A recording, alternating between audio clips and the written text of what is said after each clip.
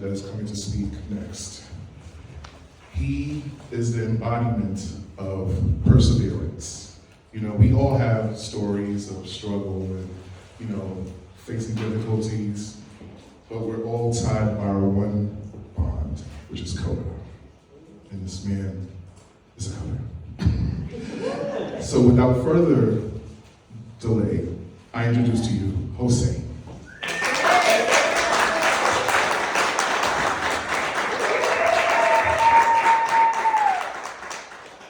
Thank you, Brandon, for that perfect introduction.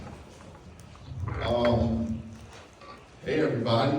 I'm Jose. I'm just going to sit here and go over some things I've been thinking about over the past years since I've persevered through the things in my life and how this CODA ecosystem has helped me persevere. So I just want to share this story with you guys in hopes that you take this story and apply it to your life, apply it to the next CODA's life, and hopefully they'll apply it to another CODA's life. And we'll just work this as one big ecosystem. You guys ready? Yes. All right. So I'll start with me, Jose. Deaf mother, deaf father. Oh, sorry. Now I can't see. Sit on the floor. So I'm Jose Miller. My mother's deaf, my father's deaf. For them. Sometimes they do take up that attitude, as we guys know, when they want to. I grew up in Washington, D.C., really blocks away from Gallaudet. Literally blocks away. I grew up really in a single family home. My mom was the only one who raised 3 hearing children. My sister is the oldest, who's here with me today. Jackie's like the leader of us. She's the one who, now that I understand this language and interpreting, she's the one who got the rawest of the language. The oldest one had to really learn the language, different from what me and my brother got. And his sign language is shitty, but anyway. I'm the middle child, the mama's boy. I was really close to my mom. My brother and sister, they always say, oh man, you really can act deaf. You're just so deaf, just like them. Because I really spent a lot of time with my mom. I really understood her. Some of the pains that she would have would touch me as a kid, different than it would probably touch my brother or sister. And that's no shade on any of them. I also have a younger brother. He's 1 year younger than me. The fighter. He's not here today because he's a freaking fighter. Maybe one day he'll come to a CODA event, but right now he's just incarcerated and Ray come home soon, so we want to pull him in one day. Yes. So that's the 3 of us. As you guys know, growing up in a deaf parent household is hard. It has its challenges. And where we grew up in D.C., where we're from, it was a tough neighborhood. And having a deaf parent in the 80s wasn't as cool as it is now. I remember getting into fights for people just simply saying, your mother deaf. Some people will look at that and be like, oh, that just, but they had shade behind it. They were doing that because they wanted me to fight. And those were battles that you can't run away from growing up where I grew up at. Like, there's no running from that. But mom over here is always like, tell the teacher. It's like that's going to solve the problem, but it was definitely not going to solve the problem. You really had to stand up and face those battles and fight them.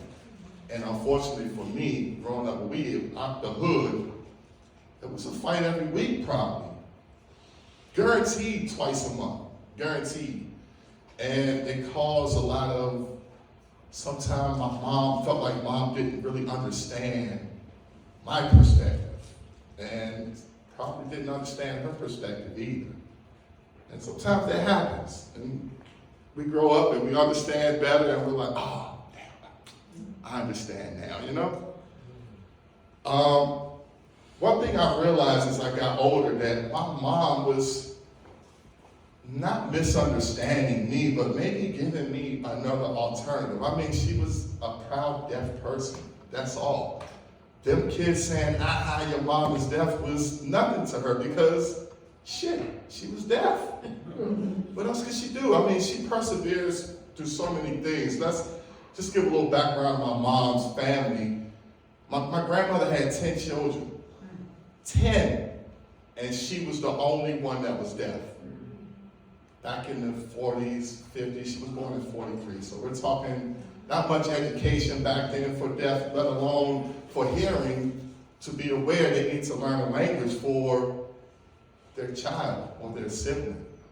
So she persevered through being the only deaf child amongst 9 siblings. Like, can you guys understand that? You know, you have family and some of you have only deaf parent, and it's kind of weird, although the family have their best intentions.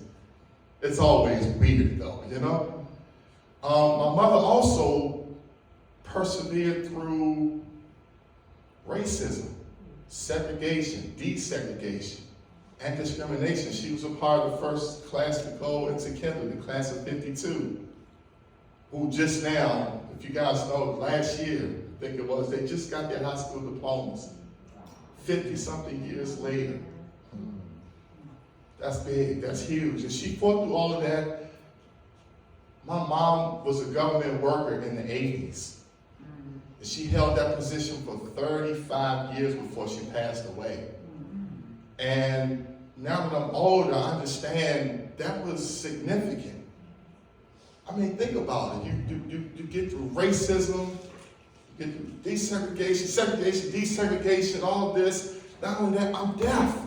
So I have to be taught different from the hearing kids. But she fought through that. And she raised 3 children in the toughest conditions, a black woman. And it was tough. And we made decisions that didn't line up with what my mom wanted. And it was crazy.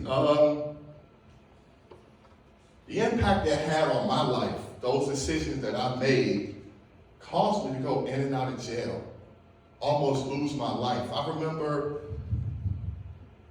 one day I just wanted to look up how many times I actually went in jail. And I really didn't know, but it was like 20 times in and out of jail. I'm 43 years old this year. 20 times in and out. Being in the street, I thought I was going to be a big-time drug dealer. I was a bully. Not a bully like I couldn't fight because I kicked your fucking ass, but everybody knew not to play. People call me Louie. Everybody knew not to play with Louie and Andy, which is my brother. And people wanted to test him. It almost cost me my life one day, going off on a guy. He turns around and tries to kill me, and almost succeeded. But God kept me here for a reason, you know? So I remember wanting to change my life. And in changing my life, I would find jobs. I remember I held a job at Jiffy Lube for 7 years while still going on the corner and sell drugs at night, so that, you know, I can have the extra money to ball out on the weekends or show off for some new fancy young lady or something. I had been decided I wanted to change my life. So again, I was doing Jiffy Lube. Then I was like, Jiffy Lube isn't making enough money. And I thought warehousing was the answer.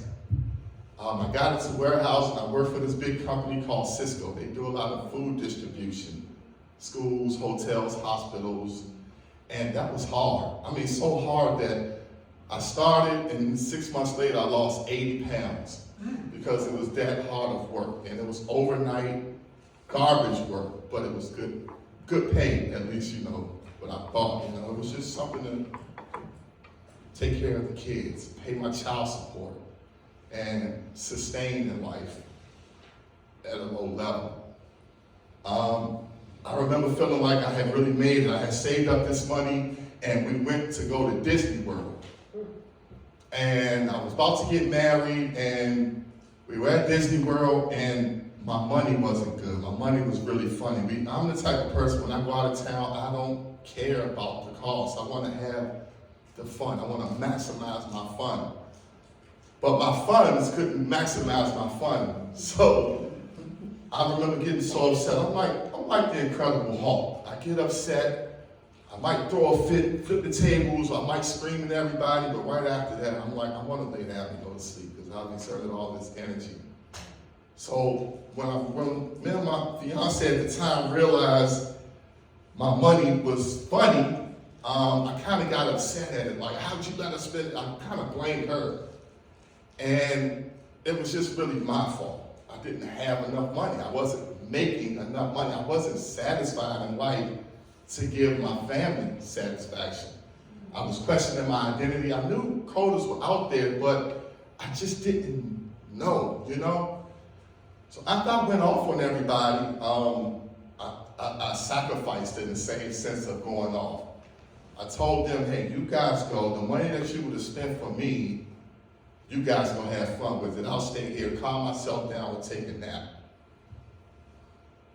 When I laid down, I took a nap. My mom came to me in this dream. And a lot of you guys can understand this. I tell people this a lot, but it's nothing like telling another CODA. When she came to me, she was upset, flipping off like I did something wrong. Mind you, I'm sorry, I need to back up. I'm going too fast. My mom passed away when I was 15. Again, I was the mama's boy, and it hit me hard, really, really hard. So hard that I didn't even want to sign anymore. And I didn't. I would see some of her friends, I would see deaf people, they would sign to me, and I would get a piece of paper. Or I would give a response so fine, so little, sharp, quick, nothing. Barely doing okay.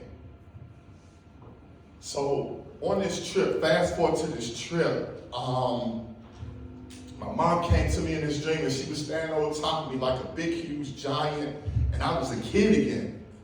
And it was like she was going off, what are you doing? Yelling deaf voice, what are you doing? Her mouth wasn't moving, but she was voicing for herself. And my mom was big D deaf, dumb, nothing, like dumb deaf, like you can't really talk, hear nothing. She just had this, Papa, Lua, and Shaka. That's how she called us. So she was yelling at me, but her words were clear. Her mouth wasn't moving. She was signing. But when I looked at her hands, it wasn't signs coming off of them, but I understood that she was signing to me. And I remember it was this loud, like thunderous yell in her voice saying, go, you're wasting, stop, finish, go interpret. Now mind you guys, I haven't put my hands up in conversation in 22 years. I still remembered how to sign though. I don't know why.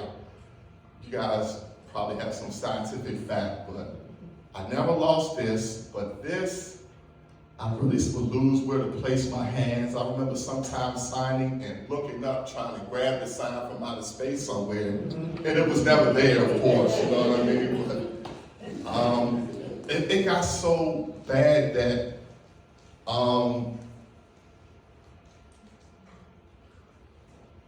it was really bad.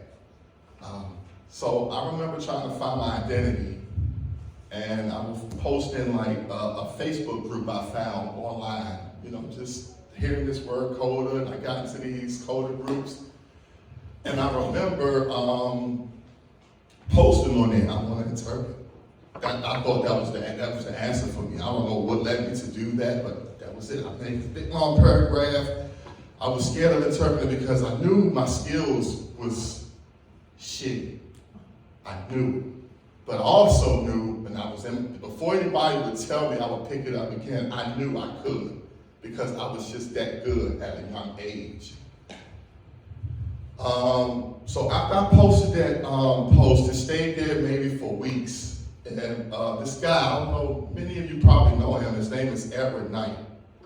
Edward Knight came on my post, and he was like, yeah, I'll help you. Put his telephone number on a post, told me to call him. I still have the post. I should have screenshotted it.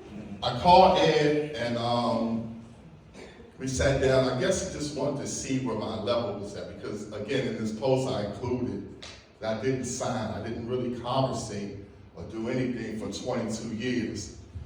Now, I remember we met at this interpreter happy hour event. And he looked at me, he said, yeah, dude, your size is shitty. He was like, yeah, you're like a level 2. And I didn't understand what levels to sign, what level that meant. I was just so determined that I was going to pick it up. But Ed said, you know what? I feel like because you still have all of this, you know what you want to say, you even apply everything that you want to say, you're going to pick it up. So he gave me an abundance of resources. He gave me a couple agencies. He would call me every day. We would meet weekly, 2-3 times a week, because we lived not too far from each other. And we would sit and sign with each other. No voice, just sign. We go out, bring me out to the community, introduce me to different people. And those people had resources for me. Which brings me to my topic. The CODA ecosystem. Eco itself means, in this sense, that world for me. And the system is us. Because those are things that's functioning in this world. We're the system. And I feel like us older ones have a lot of great things that can clean up things that I went through, or maybe another person goes through, like the misunderstanding about parents. That is so heavy, that is so huge, that if a child can get that at a young age and grow up with that, with someone they can look up to or go to and pour their heart out to and tell them how hard it is to be the responsible one in the house, I think that'll impact them so much.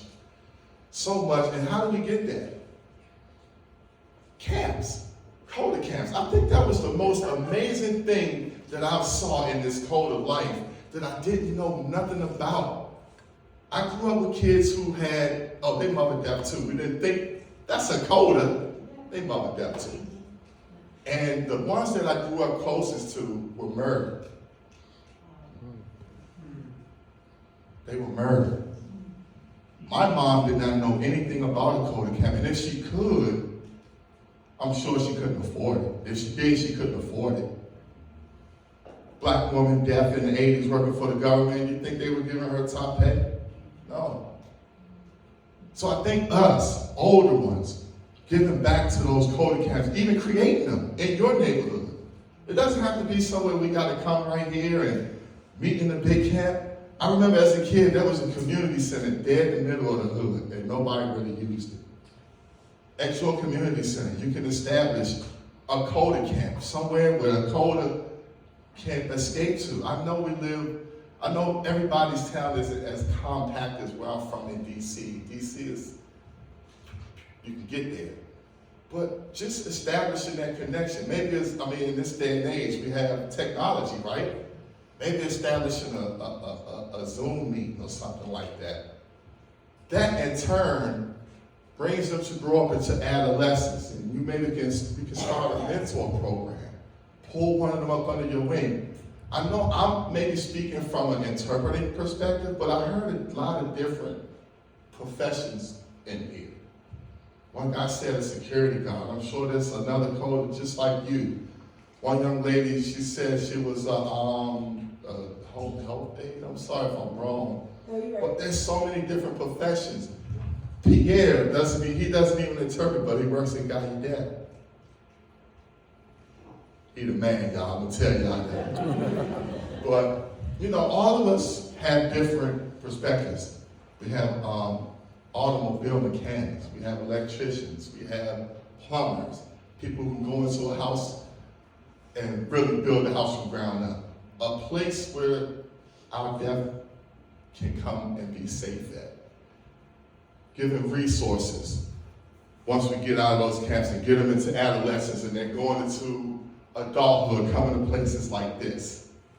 I went to Camp Mark 7 2 years ago, and it was a great place. It was a great place. But I was poor all my life. And what I heard triggered me, and I hope it doesn't offend anybody. If it does, then it's my speech, not yours. When I went to Camp Mark 7, and I was like, wow, how much does it cost for a kid to come here? $1,600. Is that for 2 weeks or one? 2, I think it was. $1,600 for one child. My mother could not afford that. My next question was, you guys got sponsorships? Because my first CODA retreat, I got sponsored. It was amazing. You remember that, Brandon? Oh man, I still can't wait for the 5K. I hope we can. It was amazing. It was amazing. It was the best thing. And when I went to Camp Mark 7, I was like, you guys have sponsorships? And they looked at me like I was crazy. But meanwhile, we're all at this same campsite talking about, oh, I wish my poor black friends could come. Oh, I do have poor black friends, man. They're CODAs too. I wish they could come. And I sat down at that fire and I let them know how I felt, that it was shitty. It's a damn shame. I'm not saying that none of us are doing that work. I don't want anybody to feel like that the work is not happening, because it is, obviously, it is. But it's just like a tap on the shoulder, a reminder, like, hey, let's do this. Like, really, the world is starting to open back up now. I don't know what it is in D.C.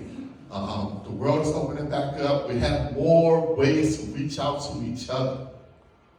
And these CODA camps, these retreats are important for us. We can relate to everybody. Just like Brandon just said, we all share one thing. And our story is our parents are deaf. And no matter what your story is, or yours is, we all can relate, no matter how indifferent it is. He could tell you, oh, I had this, I had to do this, I had to do this. I might have never had to do any of the things he had to do. But I promise you, you will understand, like, I get that. You have sympathy for it. You have empathy for it. Imagine a kid being able to look up to that, because these 2 kids was just deaf kids, but their mom was deaf to me. Didn't mean anything. We didn't have CODA mentors. We can do that. We can do that. And I'm sure a lot of people in here are. We can do that. Share with each other our resources. Share if you're a mechanic. Hey, where you from? Hey, man, you can tell the deaf, our family to come here. We got them. We can take care of them. I got into interpreting with shitty sign language, but because I was a CODA, I was brought up. I would go to a job unprepared, small job, and the deaf people would bring my language back to me. My Flammy would give me my language. I'd be like, oh, you know, they'd be like, oh, yeah, that, yeah. And as time went on, 4 years in, I'm able to do platform interpreting, shows. My favorite is always the hospital, though. That's where I started. Who doesn't? I love those 2 hours in and out. I can get up out of there. But also, let's just look at it from interpreting, though. I had a CODA scheduler who knew what my signs was, and she literally sent me back to school, guys. I only had a GED. That's all I had. And she knew that I needed to pick up language, not only in sign, but English as well. She really sent me back to school. Elementary school, I had to go interpret for somebody in elementary school, middle school, high school. I really hated high school, though. These high school kids, oh my God, look at me. You know, like, look at me. Here, you need like this, you know? So then she sent me on into colleges. And I've actually become a recommended interpreter, a requested. We want him. And the universities around DC, especially UDC. I love this. On the HBCU, and other than Howard, it's a community college, it's the HBCU as well, and it's great. But my point of all of this is cultivating that ecosystem. You see how we go from the deaf family, their children, they're able to go to these CODA camps, fostering up into adolescents, then they become adults, and they're able to come to places like this and possibly get a better life. So many people would have looked the other way at me. In and out of jail 20 years, no education, no real job experience, nothing. But because Ed grew up in a life just like me, crappy, shitty, he understood that opportunity can help. And he cultivated that opportunity. And I'm just here to share with you guys to do the same thing.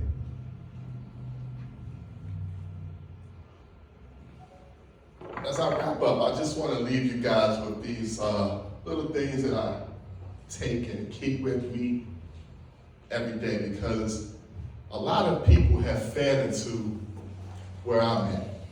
It wasn't just one person, not just Ed. I've met many CODAs, many regular people, not just CODAs, but because we're CODAs, we want to use that privilege. But many CODAs have really fed into me and gave me words of wisdom. And sometimes I go back to this. Like, it's not where you start, it's where you finish. I started in one of the poorest neighborhoods in Washington, D.C. When I came into interpreting, I started with no education, but I probably am pretty good now. But you have to believe in yourself first. If you don't believe in yourself, how can you believe in the next person? Or how can you give them what they need? Because when they're looking at you, they're looking at you to believe in yourself. Surround yourself with others that are like you. I try to come out a lot, but I really love to come out with CODAs though. It's a CODA event, I'm pretty much 9 times out of 10, I'm going to go to that event before I go to another event. Find it, seek it, you shall find. Ask questions. No, there's no dumb question. There's none. I remember growing up in the hood, you could not ask a question that you do. Dang, what you dumb? There's no dumb question. So when I first started changing, I had to condition my mind to know, hey, there's really no dumb question. If I didn't know how to tie my shoe, I would ask somebody how to tie my shoe versus how I grew up. How you don't know how to tie your shoe? What, you dumb? So I had to really transform my mind to understand that I need to go seek it and I shall find it. I'm not perfect with it, no, but I definitely have found it, you know. Put in the work, be the change you wish to see. I'm doing that now. You know, as a CODA, we can be critical, especially when we were kids, of interpreters, hearing interpreters. My mom didn't say that. She did not say that. You might voice for it. If she said, Yeah. because they dropped the ball, they lost. They had it, but they dropped it. You like, how'd you drop it? It's impossible for you to drop my mom's size. You know what you talking about? But be the change. So one day, I was going to write this organization, this long letter. Didn't even have paragraphs. It was just one long sentence. And I sent it to another CODA. He laughed and said, you can't send that. Because what are you doing? I was just complaining. He said, Hossein, if you want to change something in that organization, you have to be the change that you want to see. Go in, start at the bottom. And if it doesn't fit you, it doesn't fit you, okay, but at least you can say, you tried, you wanted to do something. You put in the work. You put in the effort. So be the change you want to see. Be that first, and I promise you, this person looking up to you will adapt. They will follow it. They will understand it. They will soak it up like a sponge, especially if they want it. Of course, we coders, this whole thing, this ecosystem is about paying it back, pay it forward. This person, you give them an agency, or you give them the plug, or you give them something that they might need. You let them know, hey, somebody's going to come across your path. And you do the same to them. I remember asking Ed, how can I repay you? I remember Ed would give me money. Go buy some clothes. I was going to work in a white t-shirt and jeans. Oh. He would tell me, go on Google and look up business casual and then go buy some clothes. And sometimes I wouldn't have money to get it right. I could lean on Ed. And he would tell me, you're going to get that money back. Don't worry. You can pay me back your money, but how you pay me is somebody's going to come across your path the same way. And you pay it forward. And I have. I've helped other coders and hearing interpreters too. I've given resources to people that they might need. And people have given me that. A whole nother coder outside of Ed told me about the Compass program. When I did that, that's when I really started interpreting my ass off. I completed that program. It was on. And also, know that there's support out there. There's support out there. It's places like this. It's places like a CODA all the way across the country when you're ready to come in town. They're ready to help you. Or they're just a phone call away, or a Zoom meet away. I didn't include that I found my dad interpreting. And I'll close with this story right here. One day, I walked into this hospital, and something happened with my mom and dad. And it was a big split up. My dad was gone. I grew up all the way until I was 40 years old without my dad. Really. One day I walked into this hospital, and point of this is the CODA connection. It'll come clear. I walked into this hospital, and you know, it's those of you interpreting, you go in, introduce yourself, and the way I walked in, the client was to my right, and her husband. So I'm not even worried about him in a way, but I'm gonna be cordial. Spelled my name, and this guy jumped up, was like, oh, stopped everything. Told me don't worry about his sick wife. She had diabetes. She was pretty bad shape. Literally, paused everything. Don't worry about her. Don't stop her. Look at me. Tell me your name again. And I told him my name, and he was like, and your mother's name's Dorothy? And I was like, here we go again. Somebody I know. I mean, they know me, but I don't know them. I got used to that. It was just like, yeah. I didn't put a notepad in my back pocket to keep with me forever to remember who you were. But, you know, come on with it. It was like, yeah, I remember you when you were small. Where's your dad? And a lot of people get confused, my dad with my sister's dad. And I was like, what do you mean my dad? He knew exactly what I was saying because I wanted to see who he was going to say. I thought he was going to say Kenneth. But he said Hossein. Where's Hossein? Have you seen him? I'm telling you guys, at that time, I knew what my dad looked like. I had a picture of him, but I never saw my dad in the flesh. He was gone by the time I was 1 or 2 years old. Never saw him in the flesh. And I told him, I was like, I don't know. You know, he was like, yeah, I know. It's a big breakup, awful. Anyway, you want to see him? That was my reaction. I was like, okay. It was like, yeah, I want you to go to Gallaudet. I want you to go see this Iranian lady who works in the library there. And I want you to tell her who you are. I went there, and this lady was like, I've been waiting on you for 18 years. Where have you been? And I was right here in DC, but I had no connection. I remember you guys, I told you I didn't want anything to do with the deaf community. I didn't want anything to do with signing because that was my mom's sacred thing. When she died, my signs died with her. And I went to this lady, she's like, yeah, I've been waiting on you 18 years. I don't know if I still have these contacts, but you guys know the deaf community is so small. But my dad was living in California, I'm all the way in DC. She made one call to California to some guy. I still haven't met this person. I can't wait till one day, hopefully I will.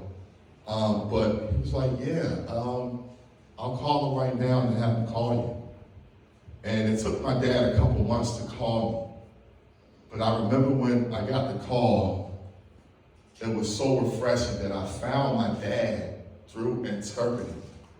Literally, my dad was pretty much dying at that time. Well, we thought he was going to die. He was battling pancreatic cancer, so he was having seizures and all of this. And I flew out to California, and I really feel like I saved my dad's life. And we have a great close relationship now. I fly to California probably 3 times a year. He gets on my nerves. He calls me at work, and act like I can't, hold on. I have to answer and say, hold on, Dad, I'm at work. Oh, okay, but let me, Dad, I can't really go through this right now. I'll call you back, But little things like that, you never know what your work and somebody else does. Ed would have never foresaw or thought that I would find my dad from something he did. He would have never thought that. You could tell him that, and he would tell you, hell no, dude. I don't know if you guys know Ed, but he has, hell no, dude, whatever. He'll go off on it. But you never know how your help, or your motivation, or your support, or your love, your CODA love, can do for the next CODA. So just always know their support, and this is my mom. Woo! My dad is the best. The President Nixon, when he this is Richard Nixon pole, I guess. I bought him this suit. He was so proud. He was ready to go to my sister that I found that I had in California. We were going to go to her wedding. He was trying on this suit. He was just so happy. My mom was a great woman. I'm going to close with that. I miss her so much. I wish she was here to see where I'm at and to see that though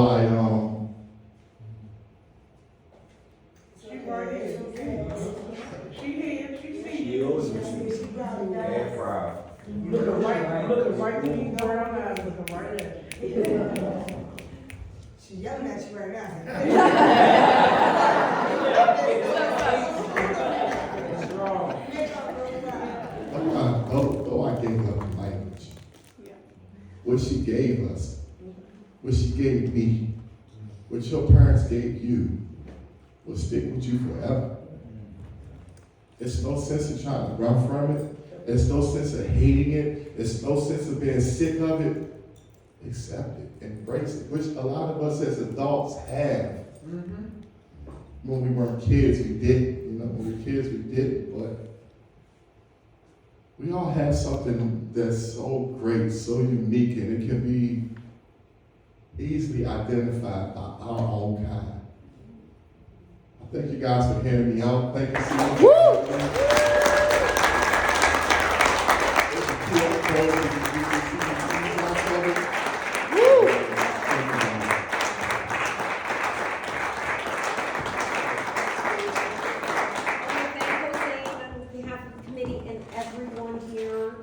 much. I don't even know what to say because I just feel like I just want to cry myself. But No, thank you're you fine. so much for your beautiful story and your just honesty and all your hard work putting this together, I'm sure. And for honoring your parents and reminding us Bravery. about that. Thank you.